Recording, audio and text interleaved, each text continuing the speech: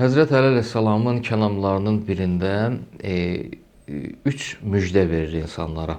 Çox gözəl də bir müjdədir. O müjdənin biri barəsində deyərdik ki, və zəmanəmizdə də bizə lazım olan məsələlərdən biridir. Həmin müjdə nədir? Ağa buyurur, Əli əleyhissalam buyurur ki,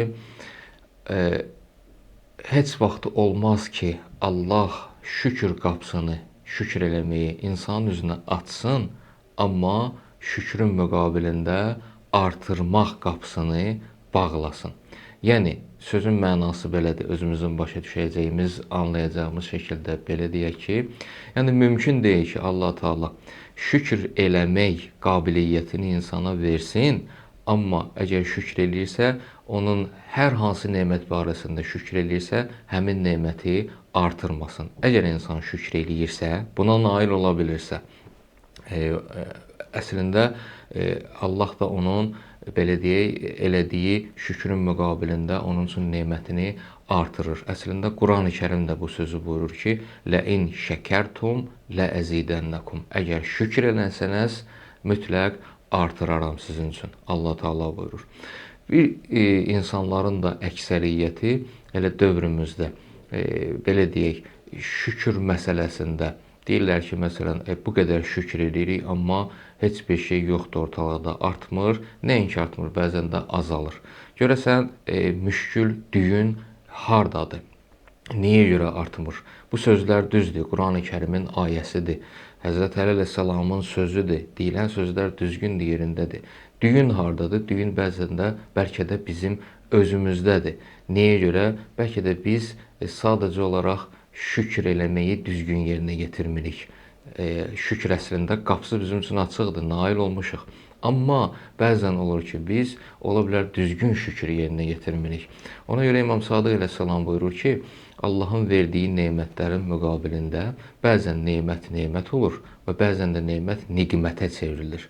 Məsələn, necə izah eləyir? Hər birimizə Allah Teala saysız hesabsız nemətlər verib, həm öz vücudumuzda, həm də vücudumuzdan kənarda. Bizdən də sadəcə olaraq onun şükrünü yerinə yetirmək istənilir. Necə? Necəsi də budur ki, onu düzgün yolunda istifadə eləmək. Əgər nemətlər düzgün yolunda istifadə olunarsa, bu elə nemətin şükrünü yerinə yetirmək deməkdir və nemət də olar. Həmçinin də artar, Allah artırar. Yox, əgər düzgün yolunda istifadə olunmasa, günah işlərdə sərf olunarsa, təbii ki, o nemət çevrilir, niqmət olar, yəni bəla olar.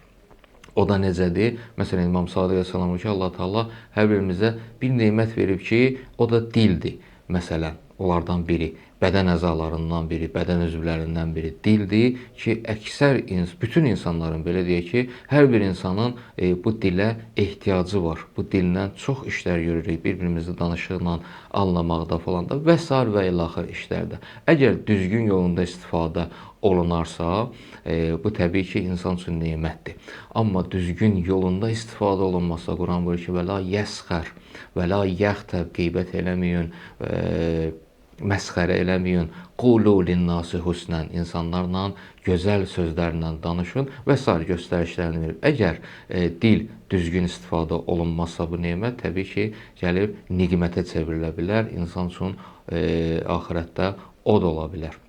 Amma düzgün istifadə olunması bu elə şükür deməkdir. İnsan da Allaha öz verdiyi nemətləri düzgün istifadə eləməsi ilə deməli şükrünü yerinə yetirmiş olur və bu halda da insanın Allah Teala hər bir nemətdə, həm maddi, həm mənəvi nemətlərdə onun üçün artırır.